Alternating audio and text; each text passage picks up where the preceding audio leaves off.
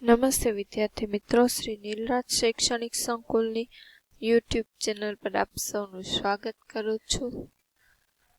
આજે ધોરણ 9માં ગણિત વિષયમાં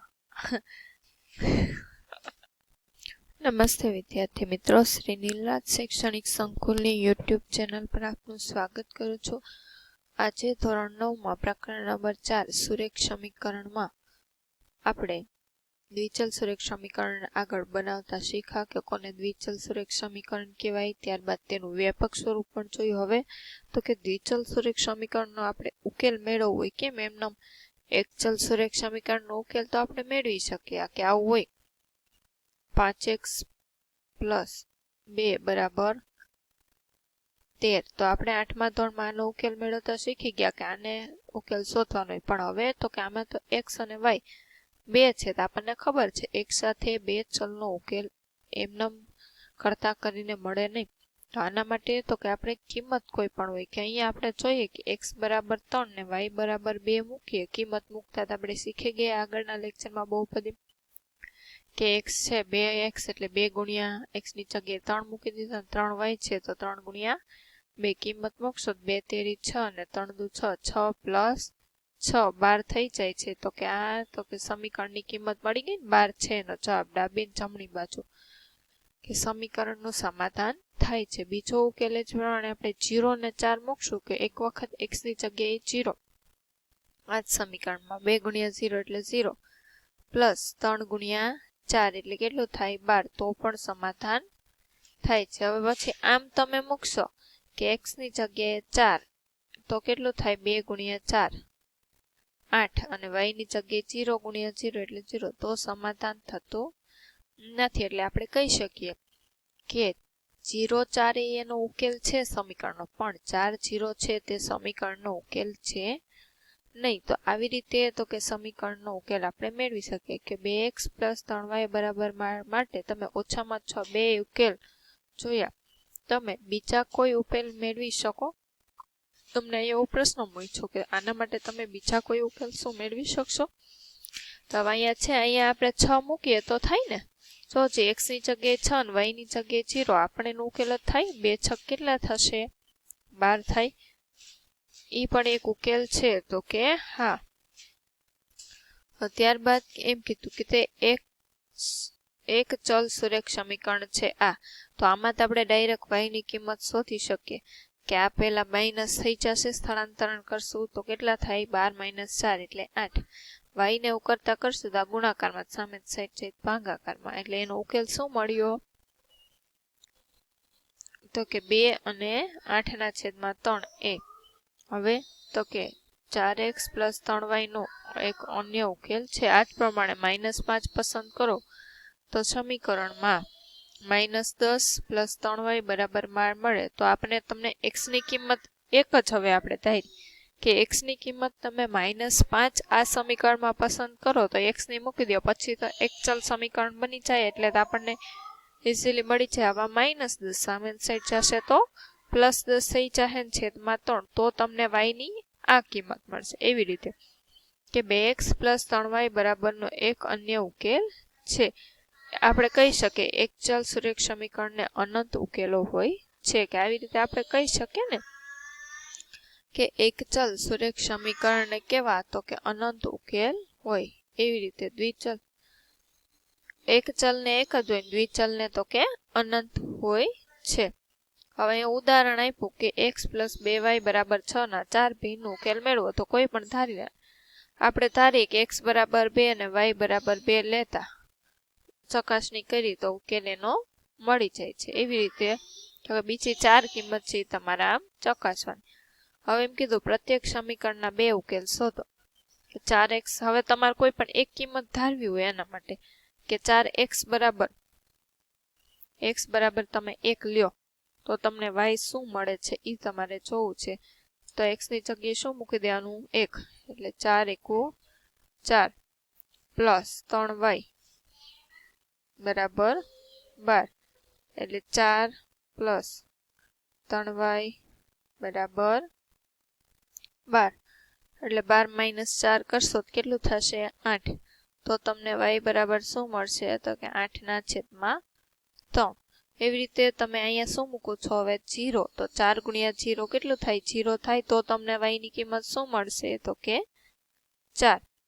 y x0 લઈ લ્યો તો y 4 મળે, x3 લેશો તો તમને y 0. આવી રીતે તમારે ગણતરી કરવાની. ઉદાહરણ 3 અને 4. ત્યારબાદ સ્વાધ્યાય 4.2 છે એ આપણા સિલેબસમાં છે. એમ કહ્યું કે નીચેના પૈકી કયો વિકલ્પ ખરો છે અને શા માટે? કે y બરાબર 3x + 5 ને અનન્ય ઉકેલ મળે. અનન્યનો મીનિંગ શું થાય કે એક જ ઉકેલ મળે એને અનન્ય કહેવાય. હવે અહીંયા કીધું કે માત્ર 2 ઉકેલ મળે અને અહીંયા છે કે અનંત ઉકેલ હોય, તો કયો ઓપ્શન સાચો હોય તો કે આ. શું કામ? પણ જો છે આ કેવું સમીકરણ છે, દ્વિચલ સુરેખ સમીકરણ. આપણે આગળ જ જોયું.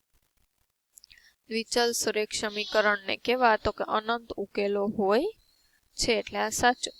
એવું નીચેના પૈકી પ્રત્યેક સમીકરણના 4 ઉકેલ શોધવાના છે કે કિંમત ધારીને તમારો ઉકેલ શોધવાનો. હવે નીચેનામાંથી કયા બિંદુઓ આ સમીકરણના ઉકેલ છે ને ક્યાં નથી? જો અહીંયા મૂકી દેવાનું કે તમે પેલું સમીકરણ છે 0x ની કિંમત, y ની કિંમત શું છે 2. આમ મૂકતું ચાનું. જો જવાબ કેવો છે 2 × 2 = 4 +4 છે અને અહીંયા -4, એટલે ઉકેલ છે નહીં. બે બાજુ સરખું +4 આવે ડાબી બાજુએ તો જ ઉકેલ છે ને ન આવે તો નથી. હવે એમ કીધું x બરાબર 2, y બરાબર 1, તો k ની કિંમત શોધો. તો x ની જગ્યાએ કેટલું મૂકવાનું સમીકરણમાં 2, y ની જગ્યાએ 1 બરાબર શું છે કે, તો આ તમને મળી જાય 2 × 2 = 4 ને 3 × 1 = 3. k ની કિંમત તમને શું મળી તો કે 7. હવે તમારે તો કે આ બધા સમીકરણ કીધું ને કે એક વખત x ની જગ્યાએ આ 0 લીધું, પછી 2 લીધું, પછી 2 લ્યો ને 4 લ્યો, એના ઉકેલો આ સમીકરણના મળે ને એને તો કે તમારે આલેખમાં દર્શાવવાનું. આ સુરેખ સમીકરણ છે x + 2y = 6. કે x ની જગ્યાએ તમે 0 ધારો છો કે x ની જગ્યાએ 0 મૂકો તો આપેલ સમીકરણનો ઉકેલ શું મળશે તો કે 3.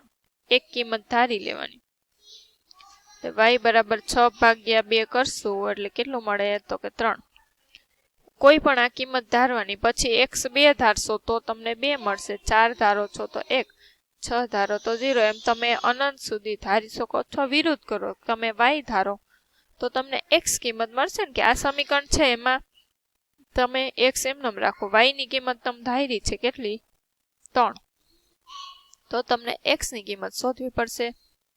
2 × 3 = 6 ને બરાબર 6 છે. x બરાબર 6 - 6 શું મળી 0. આ બધાને તમારે આલેખ સ્વરૂપે દર્શાવવાના કે x 0 છે ત્યારે તમને y કેટલું મળ્યું તો કે 3. આપણને ખબર x એમ 0 હોય તો y એમ ઉપર મળે આ. પછી x બરાબર 2 એટલે અહીંયા 6 અને y બરાબર 2 એટલે અહીંયા આ પોઈન્ટ થયો એનો. પછી x કેટલું છે 4 અને y 1 આ. પછી x કેટલું છે 6 અને y 0, એટલે આની ઉપર. હવે તો કે આ બધા બિંદુઓને તમે જોડી દેશો એટલે શું તો કે તમારો આલેખ બની જાય ને આમાંથી. દ્વિચલ સુરેખ સમીકરણનો આલેખ આવી રીતે આલેખની રીતે ધારીને કોઈ પણ સમય 3 થી 4 ધારીને આવા ઉકેલ લઈ લેવાના. લખવાનું કેમ તમારા પેલું હોય એને અહીંયા દર્શાવવાનું x અને y 3 આવી રીતે. જો 2 2 4 1 6 0 આ બધાને તમે આમ જોડી દો એટલે શું થઈ જાય તો કે આલેખ. દ્વિચલ સુરેખ સમીકરણનો આલેખ હંમેશા કેવો મળે તો કે આવી સીધી રેખા જ મળે. આમ વાંકા ચૂકો કર્વ શેપ મળતો નથી. હવે એમ કીધું તમે જોયું કે બીજા 2 બિંદુઓ પણ રેખા AB પર આવેલા છે. હવે આ રેખા પરનું બીજું બિંદુ લો, જેમ કે 8 - 1. શું તે એક ઉકેલ છે? એમ કીધું કે આ રેખા ઉપર એક્સ્યામ તમારે કેટલો આમાં લેવાનો છે 8 અને વાયયામ કેટલો કીધો છે -1. એટલે 2 એકુ -2, 8 માંથી 2 કરશો કેટલા 6, તો કે હા આ પણ ઉકેલ છે, એટલે એને પણ અહીંયા તમારે સીધી રેખામાં છે તે દર્શાવી દો. એટલે કે અન્ય કોઈ બિંદુ મેળવો અને ચકાસો કે યામ સમીકરણનું સમાધાન કરે છે કે નહીં. હવે એમ કીધું કે આપણે અવલોકનની મદદથી એક યાદી બનાવશું. શું? તો કે જેના યામ સમીકરણ 1 નું સમાધાન કરે તેવું પ્રત્યેક બિંદુ છે એ બી પર આવેલું હોય. સમાધાન કરે એટલે શું? તો કે x ને y ની કિંમત મૂકો અને એનો આન્સર તો કે 6 છે, 6 આવતો હોય, સમીકરણનું સમાધાન કરે બધા આ રેખા ઉપર આવે. કે રેખા AB પર આવેલું દરેક બિંદુ a b એટલે કે આ x યામ અને y યામ એ સમીકરણ x બરાબર a અને y બરાબર b આપે. કે a બરાબર x યામ ને b બરાબર y યામ આપે. એ રેખા AB પર આવેલ ન હોય તેવું કોઈ પણ બિંદુ સમીકરણ 1 નો ઉકેલ આપતું નથી. તો આને રીતને શું કહેવાય? તો કે આપણે સમીકરણનો ઉકેલ માટેની આલેખની રીત છે તે કહેવાય. તો સ્વાધ્યાય 4.2 છે તમારે હોમવર્કમાં પૂર્ણ કરવાનું છે. અહીંયા જો હજી તમને આપ્યું 4 ઉકેલ. પાઈ વાળું આપણે એક ઉદાહરણ લઈએ. પાઈની કિંમત છે તે તમારે ખબર છે આપણને 22/છેદમાં કેટલી છે? 7 છે ને. એટલે અહીંયા x ની કિંમત તમારે શું લેવાય? તો કે 7 નો ગુણક આવતો હોય ને એવી કે પાઈની મૂકી દે 22/7 કે x બરાબર તમે 7 લઈ લ્યો છો તો તમને y શું મળે છે એ તમારે શોધવાનું. એક જ કિંમત ધારાય x અથવા y ની, પછી કરતા કરીને શોધી લેવાનું. 22 + y બરાબર 9. હવે y ને કરતા કરશું તો શું થશે? 9 તો ઓલી સાઈડ હતા, 22 પ્લસ છે, સામેની સાઈડ ગયા તો કેવા થઈ ગયા? માઇનસ થઈ ગયા ને. એટલે આપણને શું જવાબ મળશે? અહીંયા 13 મળશે, -13 મોટા પદની નિશાની. આવો એક ઉકેલ લીધો. શું લેવાય? પાઈ છે એટલે અહીંયા પછી એક વખત તમારે 14 લઈ લેવાય, એક વખત તો કે 0 લઈ લ્યો તો પણ ચાલે. 0 × 0 એટલે 0. 21 લઈ લ્યો એટલે પાઈ છે એટલે 7 ના ગુણિત તમારે લેવાય. એક કોઈ પણ ધારવાનું. જો તમારે અહીંયા એમ થાય કે મારે y ધારવો છે, આ સમીકરણ ડાયરેક્ટ તમને x ની મળી જાય. કે y બરાબર તમે 1 ધારો તો x બરાબર શું મળશે? તો કે 4. y બરાબર તમે 2 ધારો છો તો x બરાબર શું મળે? 8. આને પછી તમારે લખવાનું કેવી રીતે? જોજી કે x તમે શું ધાર્યો તો 7, ત્યારે y તમને શું મળ્યો? તો કે -13. આ ઉકેલ છે 4 ઈ તમારે આવી રીતે લખવાના છે. જો આની જેમ આ પ્રમાણે. સમજાઈ ગયું? તો સ્વાધ્યાય 4.2 હોમવર્કમાં કરવાનું. સ્વાધ્યાય 4.3 ને 4.4 આ વર્ષ પૂરતું આપણે સિલેબસમાંથી નીકળી ગયું છે. તો અહીંયા દ્વિચલ સુરેખ સમીકરણ ચેપ્ટર છે તે પૂર્ણ થાય છે. આગળના લેક્ચરમાં આપણે નવું પ્રકરણ શરૂ કરશું. જય હિન્દ, જય ભારત, અસ્તુ.